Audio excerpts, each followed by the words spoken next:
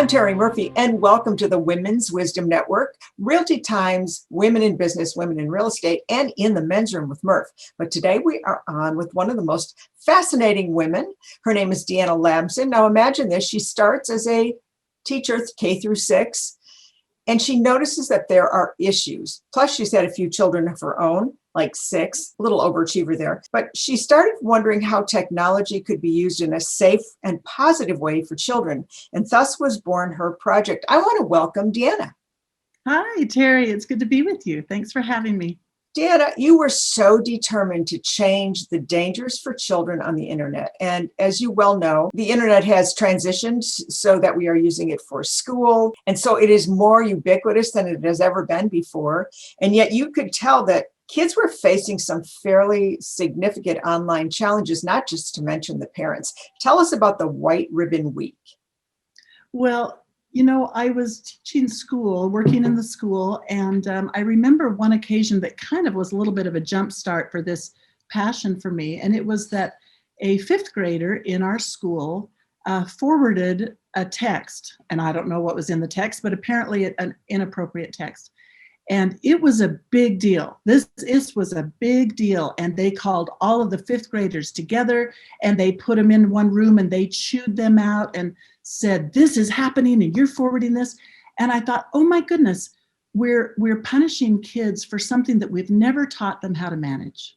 We've never taught them how to use a phone respectfully and responsibly. And so it really, I think every one of us has had experiences where we see challenges that family members or friends, and especially young children, have online because there are so many threats.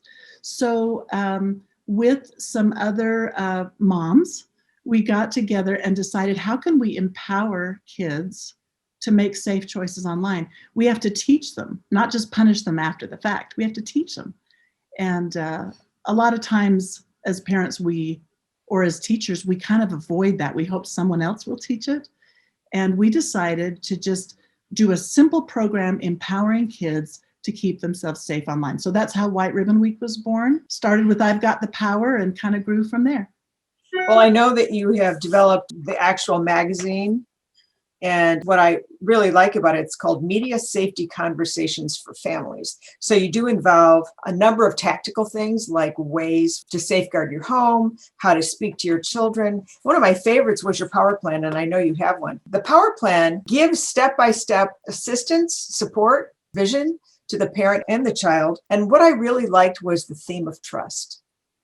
So kids are going to be naturally curious. I mean, that's just part of the evolution. But what by helping them understand the values early, and we all know that, you know that is certainly as a teacher, we set those value sets early, and that is reflected in how they grow into adulthood. So tell us a little bit about the family rules.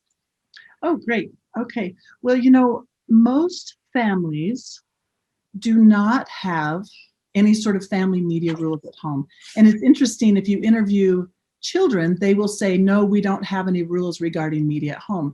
And a lot of parents say, yes, we do. Meaning there's a little bit of a disconnect. Parents think that they've established rules, but the kids are not really clear what those rules are. And, one thing that we've learned as we've gone along, that kids are much more likely to abide by rules if they participate in creating them. If we just hand our kids a set of rules, there's really no buy-in. They don't understand why they care about those rules. So as you were mentioning, we have this power plan. So hopefully you can kind of see we tried to make it fun and something that they would want to work on. I did this with my daughter, who was actually 14 at the time, older than what this was created for, and she loved it. But each section, so you can see there's a little Color Me Superhero. Each colored section is a different way to empower kids to take ownership of their own media choices. So this part right here, this red part, is our family media rules. And the parent and child would kind of go through this together, and each child would have their own power plan because their answers are going to be different. For example, there's a section here, who are my trusted adults? Well, it's different for each child. What are my device-free zones? What are the times where I might turn off my phone? It's going to be different for each child. Of course, you'll talk about it as a family, but let's go back to this section of the family media rules. Sometimes it's kind of hard for parents to know what those rules should be, or they might look online and say, oh, here's a list of rules, let's take those. But if you really customize it for your family and your child and just go through all the questions, what, when, where, why, how, and with whom. So, and you can see on the back of our power plan, there's color-coded instructions for parents. So you can say, okay, what sort of things do we do on the internet? What sort of websites do we go to? What websites or apps are not good for our family? And so you just answer those questions and fill out that little form right there. It's interesting that as children fill out their own power plan, there's something about taking ownership of your own choices. And that's really what we want is back in the day when everybody had one computer, it was easy to monitor your kids' choices, right? You'd say, let's keep the computer in an open area and I'm going to watch what my child is doing online. Well, you know what? Those days are over. Every child has a computer in their pocket, right? So really, we're wanting to help empower them to make these good choices. We want to put the filter in the kid. Great idea. Yeah. Great idea. Well, I do want to bring up the fact that in many cases, there are no core values established by families. I mean, we had, as you were one of 10, I was one of 9. We were obviously behind. But I mean, you were just lucky to get everybody cereal and lunch, to get them out the door. But it was a different time. And by equipping them now with some kind of a solution, we call it authoring. And the fact that you've involved them in the authoring of their own behaviors is one of the most powerful things I think you can do. One of the things that we talked about is there's so many messages in the media. It's very confusing for adults, let alone children. And we don't know really what to believe because when you're a kid, everything is true, right? And then what happens? So tell us how do you address that with a family? Do you have family meetings? Do you have, is there something in place that you recommend so that they feel comfortable? Because just bringing it up cold turkey might not be comfortable for a particular behavioral style for a child. Oh, that's a great comment. Well, I think now more than ever, we're all realizing that there are so many media messages. I mean, I find myself being confused, like, is it okay for me to click on this? Is this a scam? It is so hard to know what is true and what is safe. And I think there are no definite answers there, to be honest. Things that are dangerous look safe. And people are very clever about how they yes, they are. Yes, they are. If you spell something in a URL, you find yourself in a totally different place. That's absolutely right. And it's going to happen. It's going to happen. But I think real life is the best teacher. It's not the sort of thing where you can have one conversation about it and you can check the box and say you've talked to your kids. I feel like it's kind of navigating a river. There's things that are going to come up and you're just going to navigate it as you go along. But real life is the best opportunity for teaching your kids. So I'll show you something that comes from our Media Detective program. This is a little example of one of our White Ribbon Week programs. But I don't know if you can see this, but there are 5 questions, and we use the word think to help parents and kids remember this. So each letter stands for a different question you can ask about media. And you don't have to go through all 5 every time, but if you as a parent can keep those in your mind, you can ask your kids one of those questions. For example, the T stands for, is it true? Well, when they see a commercial of something where this toy is doing this amazing thing, you're like, is that really true? Or there's a pop-up that says, sign up for this, da-da-da-da, or click here. Like, is it true? Like, it just helps you stop and think before you click. Is it true? And, sometimes little kids and adults will think, oh, is it true or is it false? But we kind of have to think, is it misleading? Is it deceptive? Is it partially true? And those conversations are going to help them think more critically about everything they see, whether it's in person, online, what they get in the mail, what they see at school, what they see on the news. Is it true? Is it not? I'll just kind of go through the 5 questions so that parents can have these as tools for them. Oh, please do. Is it true? The H is, how did it get my attention? How did it get my attention? Well, it could be that it's been repeated a bunch of times. It could be that it's a pop-up. It could be that they show this commercial with little puppies. That gets my attention, right? So how did it get my attention? The I is this a good choice for me? Just because it shows up doesn't mean that that's a good choice for me. I can choose. I remember my son calling me one time and saying, Mom, the TV says you have to call now. You have to call this number now. And I'm like, no, I don't have to call this number now. I don't need the knife set. Mom, it says call now. And so we had to talk about, you know what, that's not a choice that I want to make right now. I can choose, right? The N is, what are they not telling me? Well, they're not telling me that this signs me up for a subscription and is going to take, money out of my account every month. They don't tell me it's going to break in 1 week, right? And the K is, do I know who made this message and why? So any of those questions that you can ask your kids will really help them think critically about media and to make a conscious choice before they click on something. Well, that is cool, because a kid can remember an acronym, and so can a parent. And that gives them a chance to, especially, again, going to behavioral styles, for them to stop and just kind of think it through for just a minute. But that is so sweet with him. Got to call they get really savvy about it. One of my sons, we were Googling fun Christmas gift ideas or something like that. And he said, you realize these are not the best gifts. These are the people who paid money to get their name put in this website. And I'm like, you're right. You're right. And he was 10 years old at the time. So and they really need these skills so that they can think and recognize that not everything is exactly how it appears online. So when we opened this, you talked about a couple of things about chewing out these fifth graders. How old are you in fifth grade anyway?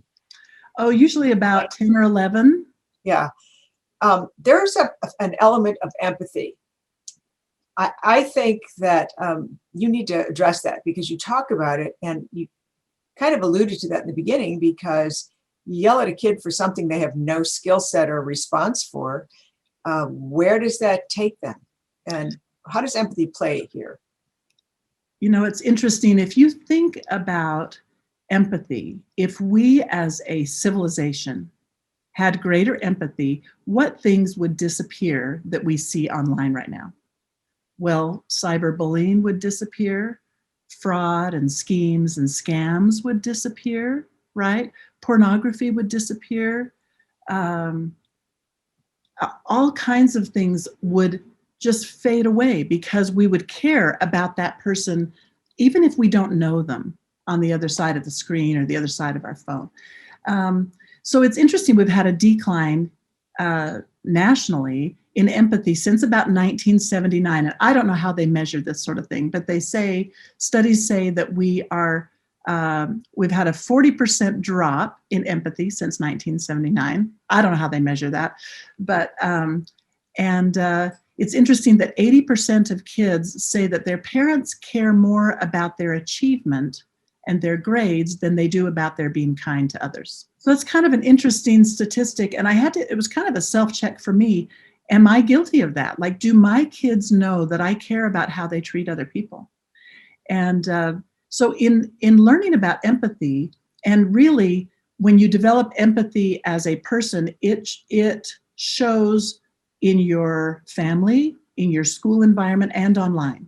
So whoever you are is going to show up wherever you show up, right? Exactly. So I think there's a couple of things that we can do as parents to help our kids develop more empathy. One of the first things is to be compassionate and understanding as you deal with your kids. They learn from watching you. They learn from watching me about how to treat other people. So it's interesting that sometimes we think that relationships are built by happy experiences, right? By vacations and birthdays. But really, the greatest bond is built for how during those times when your child is upset. So if you show empathy and kindness when they are upset, you're not only building a really strong bond with your child, but you're modeling for them how they respond to others. So be aware of how you're treating your child, but also how you're responding online. What is it that you're texting to people? What are you putting on social media? Because they will follow your lead. That's super important. Two other things I want to mention, Terri, if that's okay. Another one is labeling, helping them to label the emotions that they feel and the emotions that they see in others. And then the third one is... Elaborate on that for just a moment. Okay. labeling. So Well, it's a little bit hard to be compassionate and understanding about how others are feeling if you don't become a little bit emotionally literate and recognizing those emotions in yourself and others. For example, I can say, "Oh, Leon, look, Lydia's crying. She's rubbing her arm where you punched her. How do you think Lydia's feeling right now?" "Well, she's feeling sad." "How can you tell she's feeling sad?" "Well, she's crying. "Oh, have you ever had someone hurt you? How does that feel when someone punches you?" And so instead of saying, "Well, she deserved it," or "You go to your room, you're a bad boy," right? Helping them say, "Oh my word, how does she feel?" wow. I mean, that really anchors the feeling within themselves. That is brilliant. Now, what was the second one? Because I cut you off there for a second. Well, let's see. We were talking about modeling empathy, helping them label their emotions. And then the third one is helping them connect to how that person feels and what can I do to help them feel better. It's actually kind of going from sympathy, where you recognize their emotion, to empathy, where you feel with them, and compassion, where you want to do something to ease that pain. That just gives me goosebumps because it is the clarity there is so profound. And think about this as it translates. This program I have for Smart Women, Smarter Choices deals with uh, choosing a partner in life, whether it's for business or for your own personal life. And think about how beautifully uh, inspired, directed, aware that a mate would be with that kind of instruction. Oh Because my word. that to me, we could raise just amazing people if we just use that one tidbit of information. Well, I know that listen, first of all, we'll know more about White Ribbon Week in a second, because we're not letting you go without giving our parents and grandparents, by the way, grandparents, what an annoying group we are, huh? Hello. What are your best tips for keeping our kids safe online? If you had a couple of top of the mind. Oh, wow. Let me tell you a few that you can do today. 79%, we haven't talked too much about pornography and indecent exposure online, but 79% of first exposure to pornography happens in the home. We like to think that it's going to happen at a friend's house or someone else's house, but it's happening at home. And the average age of first exposure is 9. That means half of the children being exposed to pornography for the first time are 6, 7, 8-year-olds, little ones.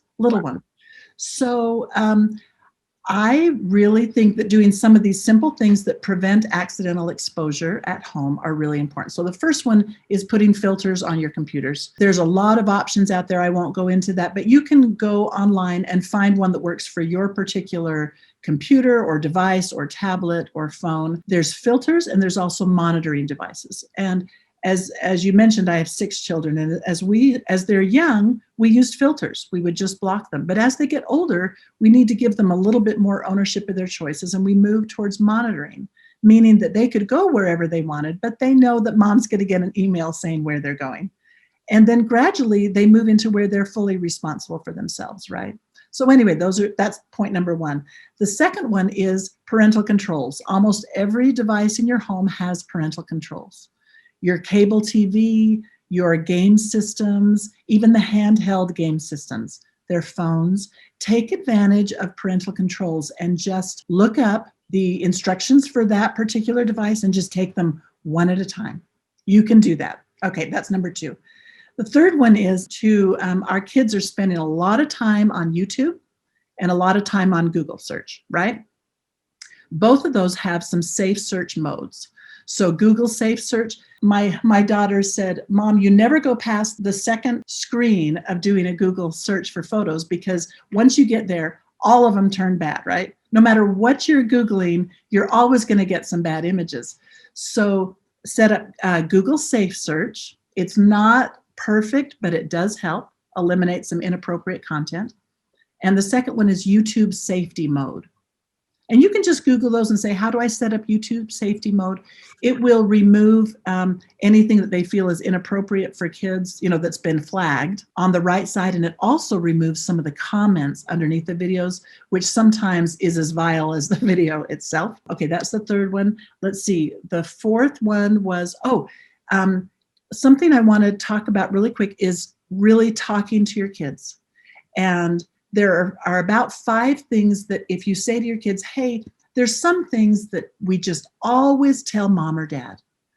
If someone tries to threaten you or bully you, you always tell me. Someone wants you to keep a secret, you always tell me. If you feel like you're really sad all the time or you feel like hurting yourself, we always talk about that, right? So you open the door to some of those serious things where you say, this is our life jacket. We never let this go by without talking about it together. So I think some of those things right there are probably the most powerful ways to protect your kids. Great tips. Well, I also know that you've actually, again, having been in sales and training my whole life, you talk about things like flashcards, words that help them understand. Role playing is a very powerful thing because it gives them some semblance of response when the occasion occurs. Well, I know that everyone listening to this is going to want to know about White Ribbon Week. What is it? Where is it? How do I get a subscription maybe to your Power magazine? What can I do in my local area to promote the same kind of safety? Tell us a little bit more about how to reach you, how to get more information. Okay, perfect. Yes. So there's kind of 2 different ways that we can help kids. And one is through the schools, and that's where our White Ribbon Week program is. And you mentioned that earlier. So I'll kind of show you. Each one of these is a week-long program. And this little booklet here has everything that anyone would need to organize it in their local school. So you don't have to have anybody come in. It's not an expensive assembly. It's not an expensive program. Very, very affordable. A lot of times a teacher will just sponsor it for their school, or a PTA or a PTO leader. So I've Got the Power is helping kids take responsibility for their own choices online, and more about internet safety. Be a Media Detective. We talked about that one. That's learning how to analyze media. The kids learn how to use those 5 questions. And when they're able to do that by the end of the week, they earn their Media Detective mustache, which they wear all week with pride. The girls too. They love it. Big mustache. Yeah, awesome. Well, for some of us. Okay. And then Let's Get Real is really teaching them to balance their media life with real life, to give priority to real life relationships, and to be aware of their screen time, and to make conscious decisions about when they use devices. So, and then we have another one that we're revising for this fall, Brain Power, which is understanding the brain science behind media, which is super interesting, and how that connects with depression and anxiety. So super valuable. So anyway, those are the school programs. Everything you need is in this booklet. Then, of course, there's things like stickers and bookmarks and posters and banners. So if you just go to whiteribbonweek.org, you can find those, and it helps you choose what's the best program for our particular school. And if you go to the contact section and send an email, it'll come directly to me, and I'd love to visit with you. Well, can I say, Terri, can I talk about the parent portion now, which you kind of alluded to? Oh, absolutely. Yes. So along with the school program, we realized that we were giving kids some really valuable skills at school, but unless the family is where it's at. And if the families can adopt some of the same open conversations about media, it's going to be lifelong. It's going to be a skill that lasts with them forever. So we decided to create Power Up for Families, as you mentioned. Each one of these is a family conversation workbook. So each one is on a different topic. So this one is Power to Choose. This one's Turn It Off, Kindness Online, Being Safe Online, Empathy, and another one, Talk to Someone, we have as well. Each one of those has 4 sections. Let's talk, let's practice, like you were talking about, where you actually role play. Let's plan, and that's actually the workbook part where you get to fill things out, and let's play. So for example, you can see in this is the let's plan or let's practice section of empathy, where you can say, okay, here's people we're really close to. It's easy to love these people. Let's write names of people that are acquaintances, or perhaps even groups of people that we might not know at all. Can we make a plan to show empathy online for those people? So you can see there's a spot where you always write, and then there's always a game. So this one has some cards that you cut out. Let me go back a little bit to the Be Safe Online one, because I think you were holding up something that's included with that one, and that is these little cards here, and we call this the phishing game. So phishing, P-H-I-S-H, phishing game. Gamification. And, brilliant. Yeah. Brilliant. So you just cut these apart, and there's some words here that we really want our kids to understand, but sometimes it's a little hard to know how to approach it. Some of these words might be virus, clickbait, phishing, cyberbullying, pornography, grooming, hacker, sexting, and scam. So when you cut these cards apart, on the other side here is a definition of what the word means, and on the back side is an example of what that looks like online. So the kids try to match up the cards either to the definition or to the example of it. And I really love that because they learn how to recognize what that looks like online. They go like, oh yeah, that's what it looks like when it's a scam, or oh, that's what it looks like when somebody's, trying to deceive me. So anyway, you can kind of see there's a lot of information there to help parents talk about media issues in a positive way, often before the issue ever arises at home. These plans are made for children, ages 4 on up through teenagers. So these are also available on whiteribbonweek.org. You'll see as you go onto the website, there's a section for schools and a section for families. And when we do the program at school, we encourage them to purchase one of these for all the families as well, so that we're all having the same conversations at home and at school. So is there a cost? Obviously, there's a cost to get the magazines and printing and whatever. And by the way, the graphical artist on that is pretty awesome himself. Just an insider thing. Yes, actually, that's my husband is an amazing graphic designer. So we're really grateful for one another, because I couldn't do it without him and he couldn't do it without me. Well, so I have to tell you, it's a remarkable resource, and I want every school to hear about it. And we want to have spread the word, which is what Realty Times and Women's Wisdom Network does. Deanna, it's clear that your training as a teacher was a divine inspiration to put you in this space. The fact that you were blessed with 6 children, the fact that you're using your talents and that of your husband to go beyond your knowing, because this is a critical thing. I mean, these are sweet, precious little beings, and we want to protect our children, but we also want to give them the tools to be able to cope themselves. And I want to thank you so much for joining us. If somebody has a question, is there a way you'd like us to reach you? Sure. Yeah, you're welcome to send me a quick email at Deanna, that's Deanna, Deanna at whiteribbonweek.org. And once again, if you go to the website and go to contact, shoot any questions that way, and I'd be delighted to visit with you. So, well, I can't tell you how valuable this has been and how enjoyable and how much of a relief it is. I'm going to go ahead and hypothecate that every parent out there that's watching this can take a little sigh of relief, that there is a system, a tactical system to help our kids. I want to thank you so much for joining us, and thank you for all you do for parents and kids everywhere. It's just a great gift to have connected with you, and thank you, Deanna Lambson, for that connection. I'm Terri Murphy for the Women's Wisdom Network, Realty Times Women in Business. Thanks for joining us, and join us again soon, because we're going to have Deanna back. I'd love it. Thank you, Terri.